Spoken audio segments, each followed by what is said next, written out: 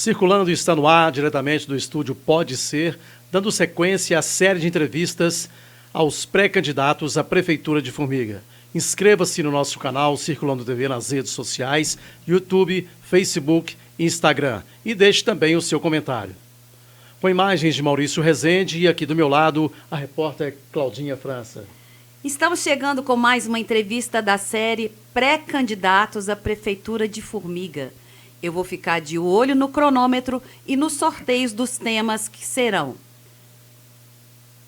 saúde, educação, obras, proteção animal, limpeza urbana, emprego e renda, cultura e turismo e segurança.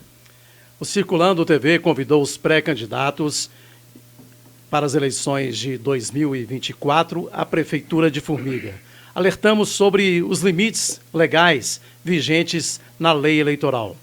A entrevista terá duração máxima de 40 minutos e a contagem do tempo terá início após a primeira pergunta.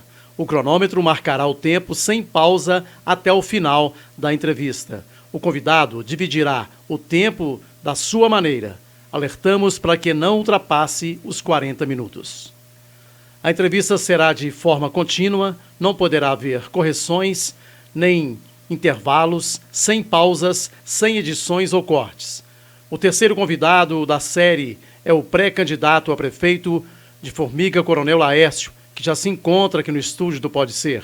Obrigado por aceitar o nosso convite, Coronel Laércio. Quem é você? Boa noite, Sandro. Boa noite, Claudinha. É um prazer imenso e boa noite também ao Maurício, aqui presente. É um prazer imenso estar com você aqui e com os demais presentes no ambiente para que a gente faça esse trabalho importante de entrevista aos pré-candidatos a prefeito da cidade de Formiga. Quem é o Coronel Laércio? Meu nome é Laércio dos Reis Gomes. Eu me caracterizo, me titulo como formiguense de nascimento e formiguense de coração. Eu nasci no bairro da Lajinha, há 56 anos de idade. Aí alguém pode perguntar, mas como assim nasceu no bairro da Lajinha? Exatamente, nasci na rua Misael José de Mendonça, número 47, na casa do meu avô. E naquele tempo era comum o nascimento acompanhado, monitorado por parteiras. Então eu nasci monitorado, acompanhado por uma parteira, Dona Amélia, não conheci, mas eu tenho essa informação gravada na minha mente e na minha história, né? E depois do meu nascimento, nós mudamos para a roça. Eu morei até os 2 anos de idade entre o Morro da Melancia e o Morro do Peão. Fica nas proximidades da comunidade de Lucianos. E, curiosamente, eu vou falar sobre isso daqui a pouco, eu moro no mesmo lugar atualmente com a minha família. E depois dessa idade, ou seja, aos 2 anos de idade, meu pai mudou para Ponte Vila, o distrito de Ponte Vila, e foi zelador de uma propriedade rural lá em Ponte Vila, onde nós permanecemos por 3 anos, ou seja, até os meus 5 anos de idade. E depois dessa idade nós mudamos para Lajinha. E curiosamente e coincidentemente ao lado de onde eu nasci. Então, só que foi na rua Benjamin Guimarães, número 197, em frente ao que na época era intitulado como Asilo Velho, onde acomodava muitas famílias carentes. E ali eu fui criado. Eu tive a melhor parte da minha vida quando se fala em infância e adolescência. Brinquei muito nas ruas da Lajinha, joguei bola, brinquei, soltei papagaio, bolinha de gude, naqueles cantos, naquelas beiradas de rio, e fui verdadeiramente uma criança e um adolescente muito feliz ali no bairro da Lajinha. A gente era muito carente, né, grande parte das famílias daquele momento, né, eram muito carentes, mas a gente era muito feliz, né, e estudei no meu primário no Rodolfo Almeida, Escola Estadual Rodolfo Almeida. E depois do Rodolfo Almeida, eu tinha que ser transferido para outra escola, porque terminou os meus estudos no Rodolfo Almeida, né, e iniciaria aqui a 5ª série na época, e fui para a Escola Estadual Jalcira Santos Valadão. Na época era escola normal. E lá permaneci, obviamente, até o 3º ano científico. E Sandro, Claudinha, né,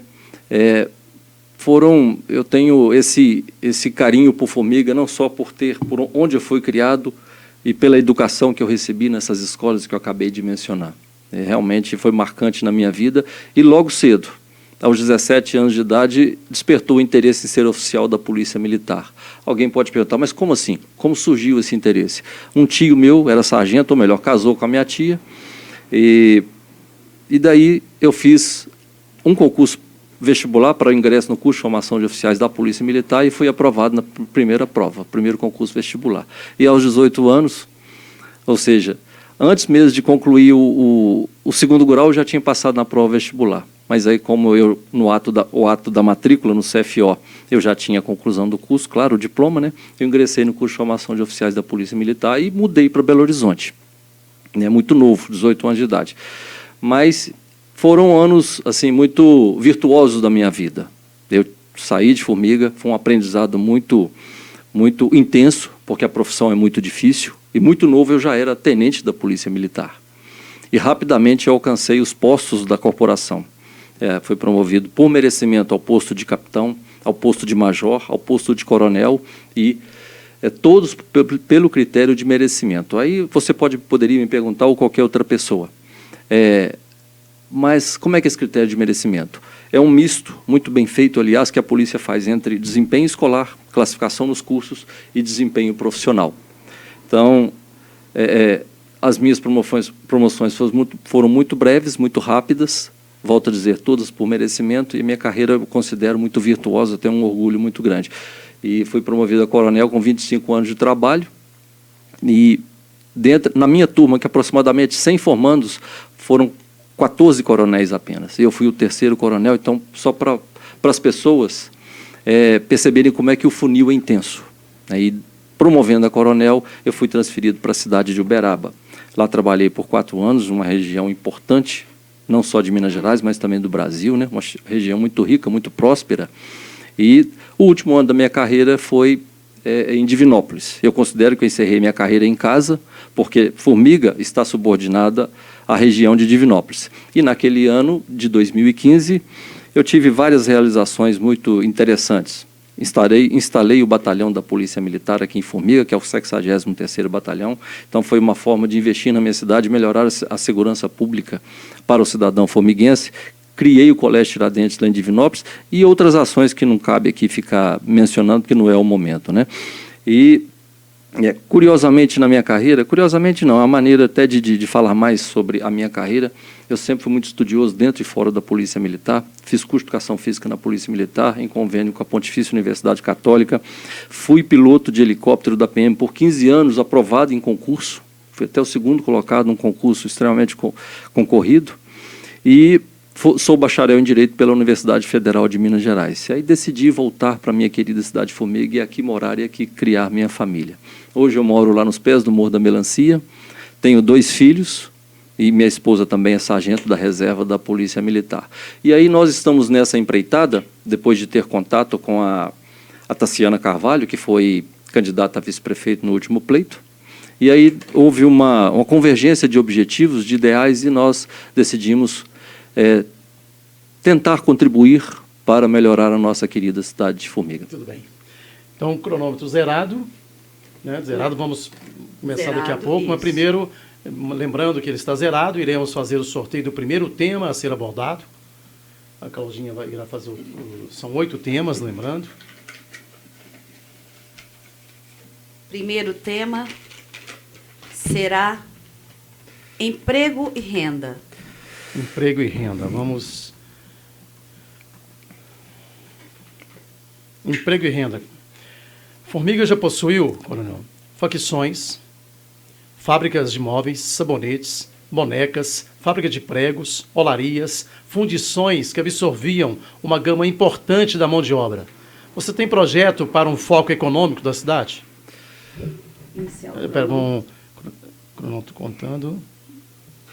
Marcando. Bom, todos os temas são de vital importância para a nossa cidade de Formiga. E, obviamente, quando se fala em emprego e renda, em trabalho, em crescimento econômico da cidade, obviamente isso é muito importante, né? E, via de regra, as pessoas perguntam, coronel, você já pensou em trazer uma grande empresa para Formiga? Algo que vai mudar o panorama econômico da cidade? Eu respondo, num primeiro momento, o seguinte: o que nós precisamos fazer de imediato é valorizar os empresários e as empresas de Formiga. porque nós temos aqui, mesmo que tenha mudado o panorama empresarial da cidade, o que se produz aqui, o que se constrói aqui em termos econômicos, nós temos grandes empresas aqui e que têm recebido um apoio do poder público, mas eu acredito que, até visitando os distritos industriais do bairro Planalto e o distrito industrial aqui da saída do Engenho de Serra, que é chamado de José Luiz de Andrade, a gente percebe que os empresários eles têm um grau de satisfação com o apoio que têm recebido ao longo desses anos, mas, obviamente, que pode ser melhorado. A gente percebe, principalmente lá na região do bairro Planalto, que a pavimentação das vias de acesso ela precisa de uma atenção muito grande. Questões que se referem ao fornecimento de energia, internet, que obviamente é vital para o funcionamento dessas empresas, né? E lembrando, Sandro, que nós temos empresas aqui que exportam para o mundo. Empresas que trazem uma renda muito grande para a cidade, não só de emprego, mas também de dividendos em termos de impostos. Porque, me permita eu fazer um adendo aqui, uma observação, parte de um entendimento, principalmente da classe política brasileira, vê o empresário hoje como um escravocrata por natureza, uma pessoa que se enriquece em cima do sofrimento e da pobreza alheia. E não é por aí. O empresário é uma pessoa que enfrenta desafios o tempo inteiro, que alimenta as famílias porque paga um salário e retorna dinheiro para a sociedade, seja em formas de impostos, para que o administrador público atenda, cumpra as suas políticas públicas, né, e de outras formas ele volta o dinheiro para a sociedade. Eu tenho um amigo que é empresário aqui, que exporta um produto dele para alguns países do mundo, e que ele apoia, por exemplo, os esportes de base na cidade. E se a gente pensar em outras empresas, há empresas grandiosas que venham de fora, eventualmente nós vamos ter o emprego e as divisas, o lucro que o empresário receber, ele vai eventualmente levar esse dinheiro para investir em outras cidades. E até mesmo no exterior. Isso a gente vê na privatização, quando se fala em privatização de algumas grandes empresas. Então, voltando à questão, por exemplo, aqui no Distrito Industrial, José Luiz de Andrade, tem um problema ali de fornecimento de energia. Em determinados momentos, a queda de energia. Aí você poderia perguntar, coronel, mas isso não é problema da prefeitura, esse é problema da CEMIG. Sim, se existe algum problema na rede que há essa queda, eventualmente ou periodicamente, o poder público ele tem que fazer esse intercâmbio com as empresas para resolver o problema. É a função do poder público dar esse apoio. Então, Sandro, num primeiro momento, eu acho que nós voltarmos o foco para dar atenção, para desenvolver, para apoiar as nossas empresas de formiga, valorizarmos o nosso empresário, é a melhor opção. Agora, futuramente, assim que tiver uma demanda de trabalho, que esteja precisando de vagas de trabalho, aí sim a gente pode buscar, num projeto mais audacioso, outras empresas, promover a cidade em termos de atração para as empresas. E tem uma questão interessante quando se fala em emprego e renda, Sandro, que nós temos que valorizar o nosso trabalhador, o nosso colaborador, da seguinte maneira: por que não investir em cursos técnico-profissionalizantes que capacitem melhor o nosso trabalhador? Nós temos aí o SENAR, o Serviço Nacional da Aprendizagem Rural, Serviço Social do Comércio, Serviço Social da Indústria, o SEBRAE, que oferecem cursos de melhoria das condições da capacitação do trabalhador. E, de uma maneira muito direta, o trabalhador vai ajudar no crescimento da empresa e ele vai poder até mesmo exigir um pagamento, a melhoria de salário pela qualificação que ele adquiriu. Então, estou de olho no tempo também, é importante que a gente pense nisso, invista nisso, e, no caso, o poder público, ele tem essa obrigação de promover essa melhoria na qualificação da mão de obra. E as empresas, até conversando com alguns empresários que a gente tem contato, eles acharam isso magnífico, porque realmente a gente valoriza o empregado e, vamos dizer assim, oferece melhores condições para ajudar as empresas. Bom, basicamente seria isso. Porque também... Estamos com 5 minutos e 30 minutos. A gente tem que ficar de olho no tempo, né? basicamente seria isso, Sandro, volto a dizer. E a gente tem um problema aqui que faço questão de realçar, é o escoamento da produção. Nós temos duas rodovias importantes que cortam aqui a nossa cidade, que é a MG 050 e também a BR-354, que até eu circulo pela 354 todos os dias. E a 354, a BR-354, muito importante, mas tem condições super precárias, super críticas para o trânsito de mercadoria, de caminhões, de carros, até de carros pequenos, né? Não é de responsabilidade do município? Não, mas, como volto a dizer, esse intercâmbio, esse acionamento, até politicamente falando, para que provoque essa melhoria e torne a cidade até mais atrativa para o crescimento e o acesso ao município. Então, é algo também que nós temos que pensar num projeto futuro, porque isso será necessário em determinado momento, devido ao crescimento e ao aumento da circulação de mercadorias, pessoas, veículos e assim por diante. Muito bem, 6 minutos e 45, primeiro tema. O segundo tema, sorteio. Saúde. Segundo tema, saúde. Saúde, nós sabemos que a saúde é prioridade. Você tem alguma proposta para esse setor? Olha, Sandro, deixa eu pegar minhas anotações aqui. Saúde, sem dúvida alguma, constitui a maior preocupação de qualquer habitante, não só da cidade de Formiga, mas também, claro, de outras cidades. Se nós temos deficiências na área de saúde, não é prerrogativa de Formiga, não, né? O artigo 196 da Constituição garante a cobertura à saúde de maneira bem ampla a todo cidadão. E é algo muito caro, né? É caro e vamos dizer assim, a pessoa, quando tem uma demanda, ela quer o atendimento imediato e está certa. Na zona rural, na cidade, quando acontece um acidente ou uma moléstia qualquer, ela realmente merece esse apoio imediato, mesmo porque a arrecadação de impostos é muito alta no Brasil e é o mínimo ao lado da segurança e da educação que o Estado tem que oferecer de qualidade para o cidadão. Nós vamos, obviamente, falar sobre a segurança e a educação, né?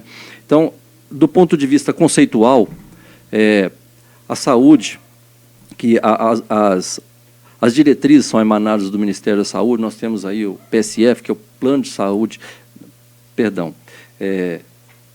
Programa de Saúde da Família, que engloba aí as unidades básicas de saúde, é algo até muito inteligente, muito interessante, porque parte do pressuposto de que a atenção primária à saúde, aquela que vamos considerar como a saúde preventiva, de visitar os lares, de fazer com que as pessoas procurem se cuidar antes mesmo de onerar o sistema de saúde com tratamentos corretivos, com alguma moléstia, o que tornaria, claro, mais grave. Isso é extremamente inteligente, né?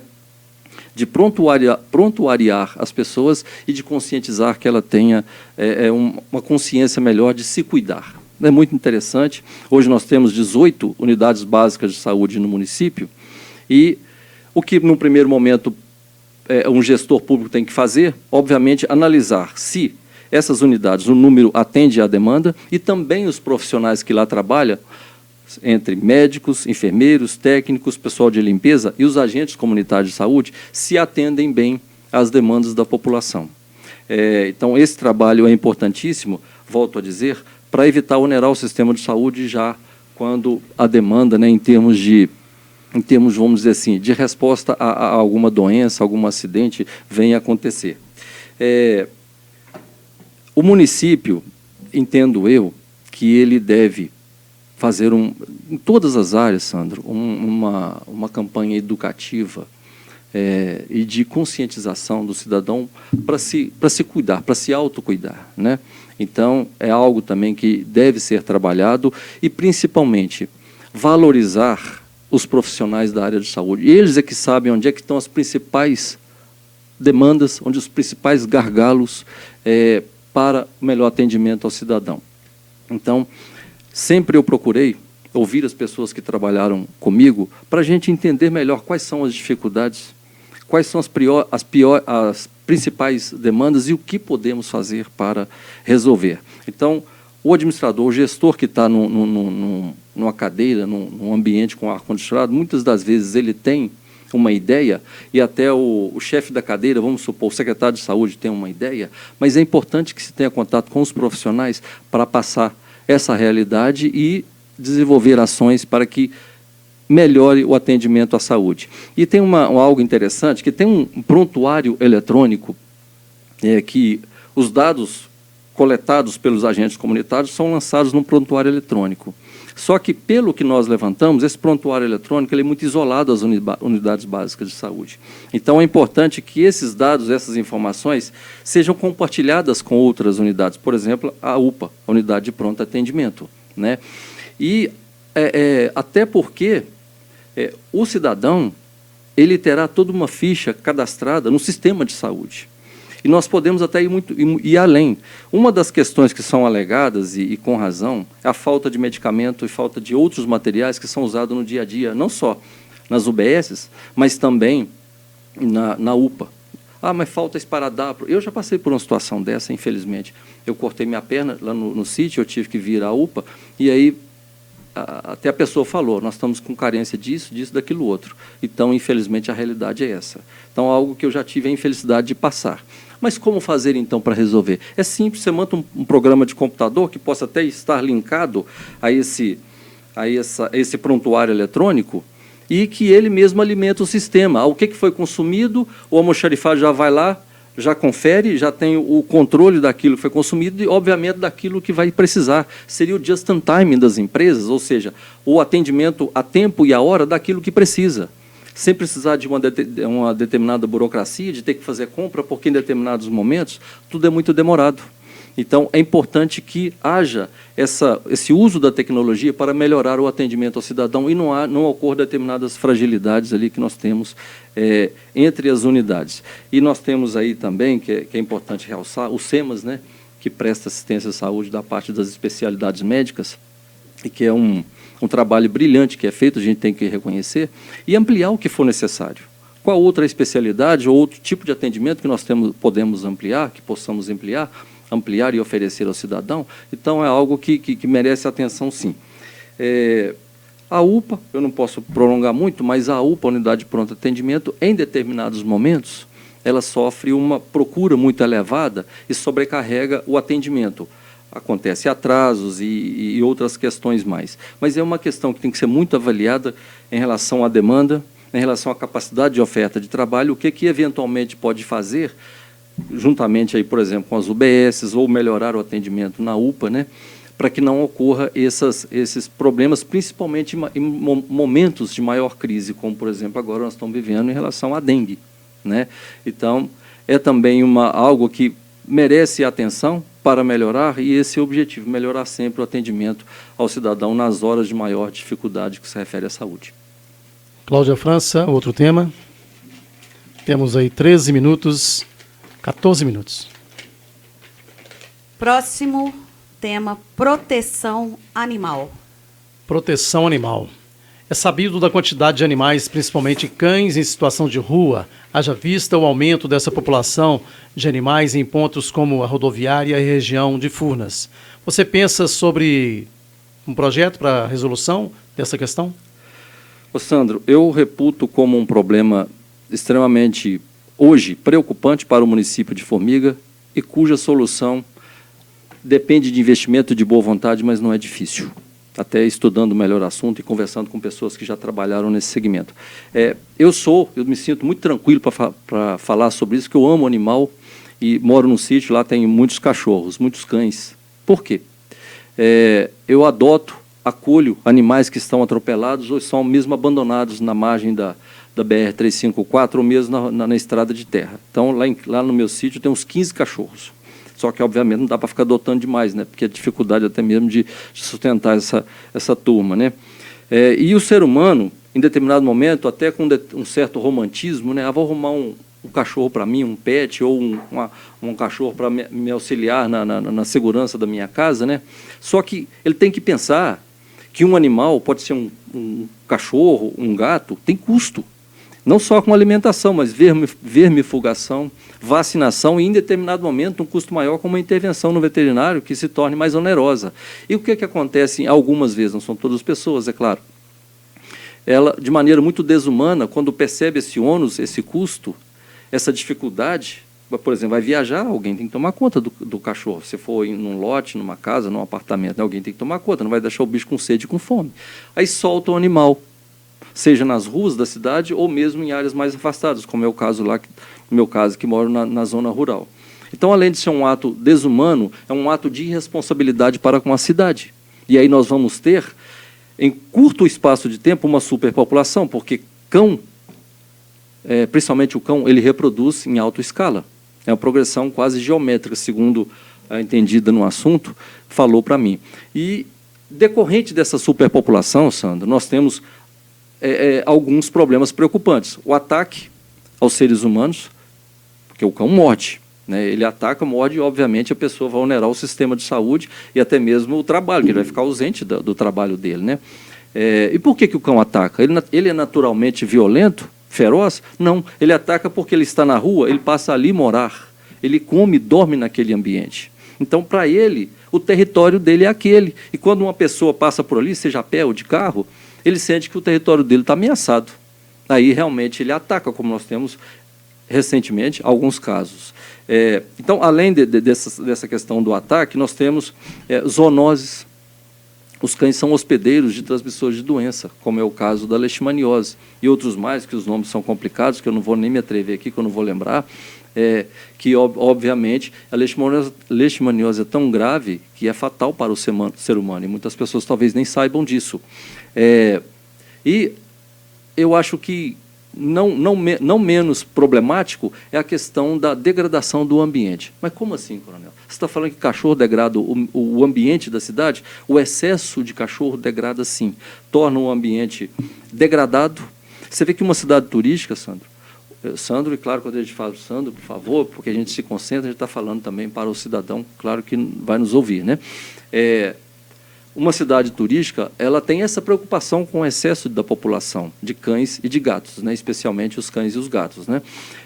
Então, é importante esse controle populacional para evitar esses problemas. Por exemplo, o cão defeca em via pública. Isso, por si só, já é uma degradação do ambiente, né? Então, o que fazer? Primeiro, ter um controle, pelo menos estimado, da população animal. Mas por que determinado bairro, determinada região da cidade está havendo uma explosão populacional dos animais? Então, tem que fazer esse trabalho. Mas de que maneira? O poder público tem que desenvolver maneira, contratar pessoal para fazer esse tipo de levantamento. Existem documentos, estudos, mundo afora, de pessoas que estudaram e que aplicam isso na prática, que não é igual recenseamento de seres humanos, né? Então, primeiramente, isso. Segundo, adotar posturas, procedimentos que reduzam a população de animais de rua, ou, pelo menos, façam uma contenção, que é a castração cirúrgica. A castração química, ela não é muito bem aceita no mundo veterinário, né, vamos dizer assim. Então, a castração cirúrgica que o poder público ele tem que ofertar à população. Porque se a pessoa eventualmente tem um animal e ela eventualmente tem que pagar, não são todos que conseguem pagar por uma cirurgia de castração, mesmo que aqui em Formiga, por exemplo, os valores são reduzidos. Há um programa aí de algumas dessas entidades, né, de apoio à vida animal, oferecem, mas com valor reduzido, né? Então, o controle reprodutivo através da castração é importante a gente ressaltar. E é importante também o controle por parte do poder público, tá? O controle de lixos e resíduos alimentares, que, obviamente, o cachorro ele vai procurar se alimentar, né? E, então, tem que ter esse controle do ambiente para que controle a população, o excesso de cães de rua. Então, nós já tivemos, Sandra, é interessante a gente pontuar, até medidas totalmente desumanas de matança, de matar, de eliminar animais de maneira covarde, inclusive, com choque. Aqui em Formiga, inclusive, uma pessoa que fazia esse trabalho, ela morreu eletrocutada. Então, não é a solução, porque em pouco tempo a população de animais e de gatos também volta a crescer.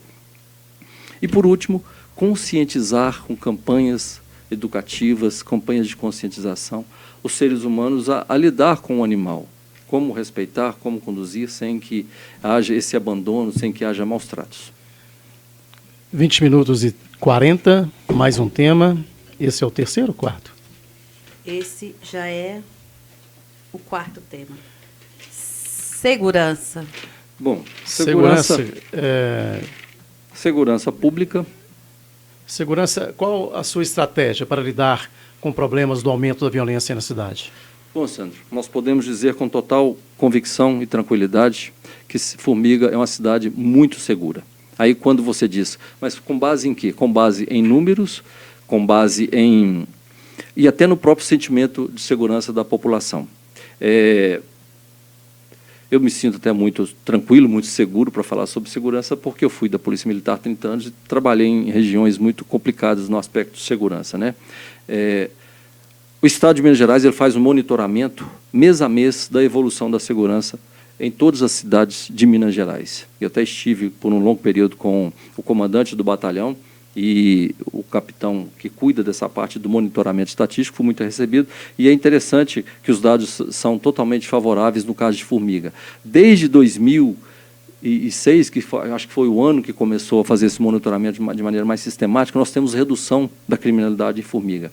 A criminalidade que mais incomoda o cidadão é a criminalidade violenta, ou seja, homicídios, roubos. O furto incomoda, claro, mas não é tanto quanto um roubo, porque o roubo ele é mais grave, ele é mais impactante. Aí você me perguntaria, a Cláudia ou o cidadão, qual a diferença de furto e roubo? O roubo ele é praticado com uma arma, pode ser uma faca, um revólver, ou mediante violência, para apropriar-se do objeto, né, do objeto alheio. E o furto não, é apenas a apropriação, o apoderamento de maneira furtiva e etc. Então, o roubo ele é mais grave.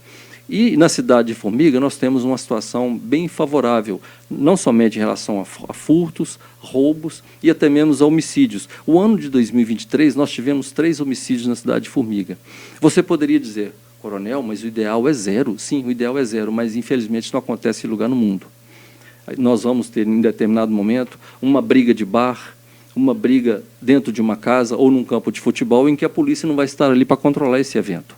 Então, vai acontecer. Mas o mais interessante, até a gente divulgar, dos 3 casos, houve resposta qualificada aos 3, ou seja, os 3 foram identificados e presos pelas forças policiais. Eu devo ressaltar aqui, Sandra, até por justiça às forças policiais, porque segurança pública está na Constituição, é dever do Estado é município, Estados-membros, né, que é o Estado de Minas Gerais, Estado do Rio de Janeiro, São Paulo, e a União, né? Então, há um trabalho muito concentrado, muito dedicado aqui no Estado de Minas. Eu ressalto o trabalho das forças de segurança, a Polícia Militar, à qual eu pertencia, ainda pertenço, porque eu sou aposentado da reserva da Polícia Militar, da Polícia Civil, da Polícia Penal, que enfrenta dificuldades homéricas na condução do seu trabalho, mas a gente enfrenta uma dificuldade até mesmo legislativa, porque boa parte da classe dominante política do país considera um bandido como um coitadinho, como vítima da sociedade. Não, ele é bandido porque ele escolheu ser bandido.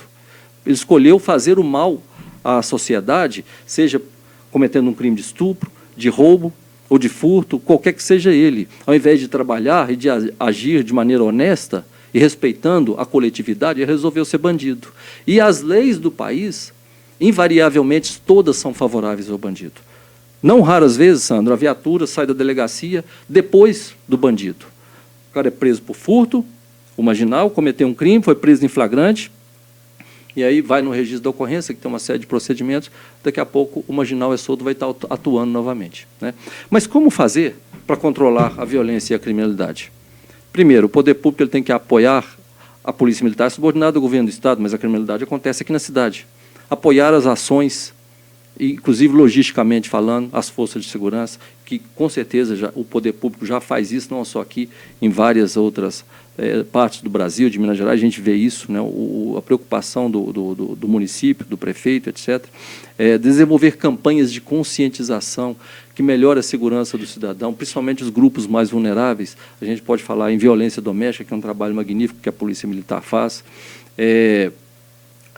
Menores, né, crianças são muito vítimas de crimes, né? São dados até estarrecedores às vezes, né? Idosos. Então, desenvolver seminários, discussões que envolvam até o Poder Judiciário, o Ministério Público, entidades, né, que labutam na área, e a Prefeitura, inclusive, tem um trabalho muito próximo à Polícia Militar, voltado à segurança da mulher, vamos dizer assim, evitar a violência doméstica, né? Minha esposa, inclusive, trabalhou nessa área, né?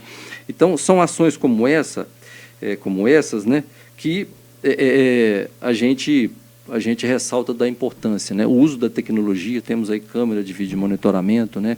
Câmeras que fazem a leitura, inclusive, de placas, veículos que cometeram crimes, que são produto de roubos e furtos, e que essas câmeras já identificam de imediato. E, por fim, eu acho que foi até uma defesa de uma pessoa que se coloca, melhor dizendo, como pré-candidato, né? Criação da Guarda Municipal em Cidade Formiga. Eu sou totalmente contra. Por uma razão simples: nós não precisamos ter gasto tirar dinheiro do município para investir em guarda municipal, quando nós temos a Polícia Militar extremamente operosa. É a melhor Polícia Militar do Brasil. Isso não sou eu que estou falando, todo mundo sabe disso, sempre interessado em prestar o melhor serviço à população e sempre dando respostas. Então, nós podemos investir esse dinheiro na educação, na saúde, em outras melhorias na cidade. Para que criar guarda municipal? Para ter mais uma força de segurança, sendo que não há necessidade, porque a cidade já é muito segura. Próximo tema, 27 minutos. Próximo tema, educação. Educação. Bom, como você avalia a educação em nosso município? Existe uma preocupação da formação técnica para início imediato do jovem no mercado de trabalho? Sandro, educação eu reputo como o serviço essencial prestado pelo Estado de maior importância, porque é o que vai efetivamente provocar melhorias numa sociedade. Você vê que a própria Constituição fala que é obrigação da família e o preparo do cidadão para o exercício da cidadania. Ou seja, à medida que nós tivermos todo mundo bem educados, bem instruídos, o cidadão vai poder fazer as suas escolhas melhor, vai ter mais consciência de conduzir sua vida de uma maneira geral. E, então, nós temos que, sim, melhorar a nossa educação. Como? Primeiramente, valorizar o profissional da educação. O máximo que a gente puder investir na qualificação, na melhoria do nosso profissional da educação, seja o professor, seja o diretor, nós temos que fazer. Reconhecer o bom trabalho que é feito na educação por esses profissionais, seja o diretor da escola, seja o professor, através de uma premiação, de uma solenidade, de um título de reconhecimento, qualquer que seja, ele tem que ser valorizado, porque a tarefa é difícil, é pesada, e realmente o profissional da educação tem que ser valorizado. Não só quando se fala em reconhecimento, reconhecer também o aluno pelo bom desempenho, não só o aluno. Hoje nós temos o IDEB, que é o Índice de Desenvolvimento da Educação Básica, que é um teste, uma avaliação feita em nível nacional, e que em Formiga, inclusive, ela não está mal colocada, pelo contrário, ela está bem colocada. Nos anos iniciais, que a gente, quando fala anos iniciais, são do 1º ao 5º ano, a nota de Formiga é 6,5. É 81ª posição em 853 municípios, que é Minas Gerais. Nos anos finais, a nota é 5,7, que é do 6º ao 9º ano, e a 20ª posição entre 853 municípios. Obviamente, a gente tem que reconhecer que esses profissionais estão se dedicando, estão trabalhando, mas nós temos que investir na educação, ouvir os profissionais de educação, o que nós podemos melhorar. Material didático é o adequado? Precisa realmente de haver uma revisão ou de adquirir um material didático mais evoluído, que ofereça um melhor aprendizado ao aluno? E a respeito do que você falou, de capacitar melhor o jovem ao mercado de trabalho, eu acabei de mencionar, quando eu falei de emprego e renda, que nós possamos oferecer cursos de capacitação profissional aos jovens. E, por fim, a gente tem aí as condições das escolas. Eu vejo as escolas bem cuidadas. Obviamente que, em determinado momento, vai haver algum problema na estrutura dela, seja na parte elétrica, na parte estrutural dela, funcionamento, alguma coisa, água, choveu. É fácil de resolver. O diretor, ele sabe, conhece bem a sua escola. É só ele repassar para uma secretaria da prefeitura, seja Secretaria de Obras ou a própria Secretaria de Educação, para que uma equipe de plantão vá lá e corrija. E quando surgir o problema, que acontece até na casa da gente, a gente tem essa equipe para socorrer a escola e resolver de maneira muito rápida a demanda existente. Mais um tema, temos aí 30 minutos e 47. Faltam 3 temas ainda, né? Isso, 3 temas, menos de 10 minutos para 3 temas. Obras. Formiga possui um número muito grande de veículos, dificultando o fluxo e faltam vagas para estacionar. Você já pensou em projetos para melhorar esse setor e para as estradas rurais, o que pode ser melhorado? Ô Sandro, Formiga hoje possui 45.807 veículos, segundo os dados da Receita Estadual. Pensa bem, para uma população de 67 mil habitantes, 822, segundo o último censo, então é muito veículo circulando para uma cidade que o planejamento dela não era para absorver tanto veículo. E aí nós temos problemas, sim, de circulação, de estacionamento, de vaga de estacionamento, de parada, e nesse mundo conflitante do trânsito, onde a pessoa quer resolver de imediato o seu problema e não está preocupada com a coletividade, por exemplo, para na porta da escola e provoca uma retenção lá e a pessoa não está preocupada com isso, quer resolver o problema dela de imediato, né? Então, nós temos que fazer uma avaliação permanente e periodicamente daquilo que pode ser feito na reengenharia de trânsito, avaliando todos os fatores favoráveis e desfavoráveis para proporcionar, para provocar essas mudanças. Estacionamento. Tem que ser estudado uma forma de que realmente a gente amplie o estacionamento na cidade. Realmente é um problema grave que tem que ser estudado, volto a dizer, mas não há solução mágica num primeiro momento, porque a demanda é alta. Pensa bem, o grande centro de Formiga, ali nós temos bancos, o comércio, escolas, e quer queira, quer não, clínicas e até os hospitais, tudo muito próximo, e tudo ainda mais em horário de pico, para o pai pegar o aluno ou deixar o aluno na escola. Então, é algo muito complicado e que exige uma consciência muito grande por parte dos usuários, não só de veículos, mas também de pedestres. É importante, então, fazer essa reengenharia do trânsito de maneira bem feita, com profissionais qualificados para tal, campanhas também educativas, que a gente vê muito pouco, e, na minha avaliação, uma equipe operacional permanente para garantir essa fluidez e a segurança no trânsito. Muito bem, 33 minutos. Lembrando, coronel, o próximo tema. O próximo tema será limpeza urbana. Existem cidades que terceirizam esse serviço. Seria o caso de Formiga? Seguir essa linha ou existe outras frentes para deixar a cidade mais limpa durante todo momento? E também a coleta seletiva e a reciclagem?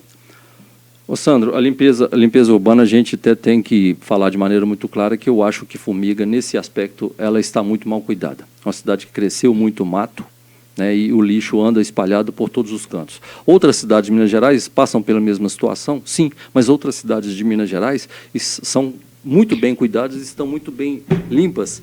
E urbanisticamente falando, estão muito bonitas. Nós temos aqui Piuí, Itapecerica e outras mais que nós poderíamos citar. Então, por que outros locais são bem cuidadas e a cidade de Formiga tem que permanecer nesse aspecto tão mal cuidada? Então, na minha avaliação, deve melhorar, sim, o trato nesse aspecto de cuidar melhor da nossa cidade.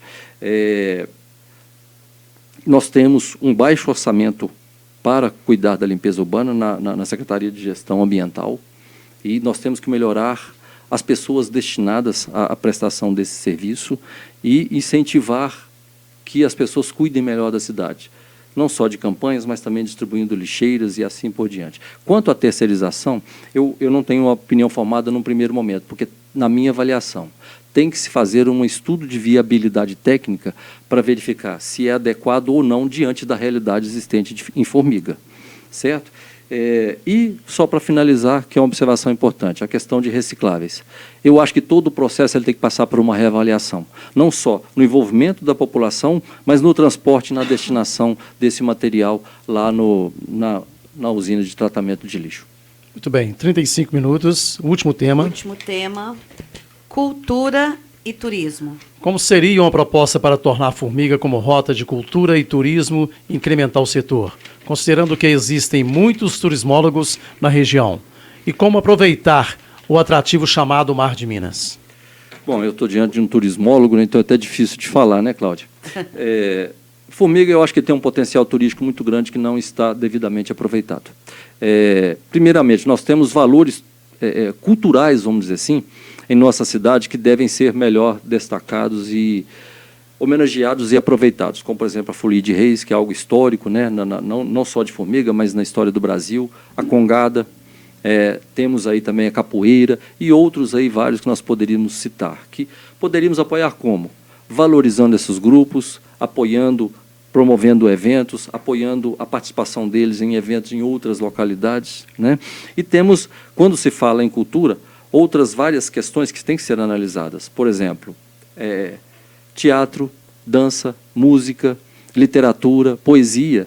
E como é que nós vamos fazer para descobrir esses novos talentos, valorizá-los e incentivá-los, né? Então, dá para fazer de diversas formas, promover um evento, uma competição, né, um festival de música, por exemplo, né, uma competição de literatura, alguma coisa assim, que a gente destaque esses novos talentos e difunda isso, não só para Minas Gerais, para o mundo.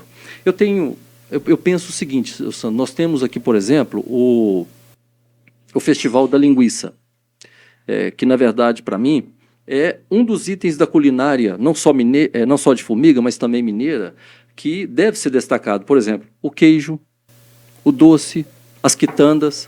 E por que não fazer um festival gastronômico que englobe tudo isso e que atraia turistas de todo lugar? E nós podemos fazer um festival e que, inclusive, conte com a participação desses grupos folclóricos, da folia, da Congada. Então, nós podemos fazer esse link e trazer para um grande evento, promovendo não só essa parte da culinária, vamos dizer, um festival gastronômico, como nós temos em outras localidades, e que promova e difunda o nosso folclore, a nossa cultura.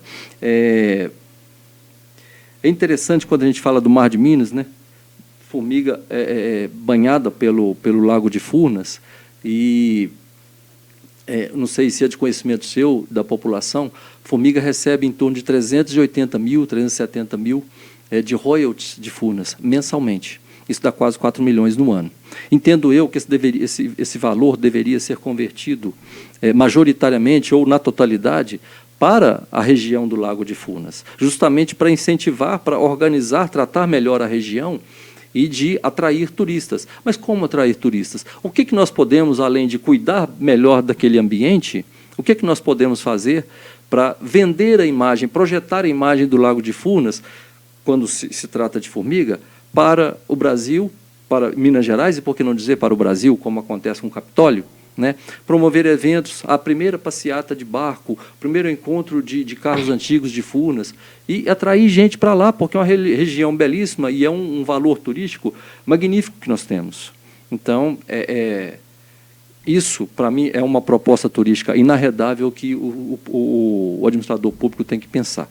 E, finalizando, porque eu tenho mais um minuto, nós temos que construir espaços que proporcione ao cidadão, à sociedade formiguense, eventos de maior magnitude no que se refere à cultura. Nós temos em Belo Horizonte o Centro de Convenções, a Expo Minas. Então, por que a gente não constrói um centro de convenções, um anfiteatro aqui, um espaço coberto, e que nós possamos colocar lá eventos artísticos e culturais? Então, são ideias e que são, vamos dizer assim, com certeza vão dar apoio ao turismo na cidade, valorizar a nossa cultura e incrementar a economia, porque nós vamos ter aqui, dessa forma, nós vamos ter mais gente circulando, pessoas ocupando a rede hoteleira, indo aos restaurantes e investindo aqui na economia da cidade. Muito bem.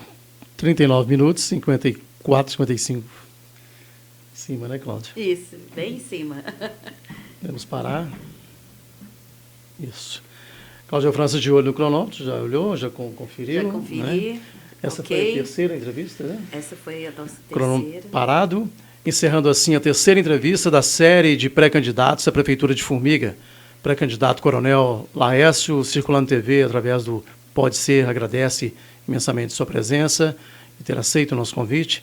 Fique à vontade para suas considerações finais. Bom, Sandro, inicialmente te agradecer por aqui me receber tão gentilmente, né, que é a característica natural da sua pessoa, sempre muito gentil, muito atencioso. Foi um prazer encontrar com a minha colega de escola, a Claudinha, minha conterrânea ali da Lajinha, e também agradecer a presença do Maurício aí nessa sua coordenação técnica, né? Então, agradeço e, obviamente, agradecer a todo cidadão formiguense pelo carinho que tem com a minha pessoa e por aquele que eventualmente se interessa em saber quem é o Coronel Laércio, né, e a trajetória dele e o que eventualmente no momento futuro, né, possa ajudar a nossa cidade de Formiga.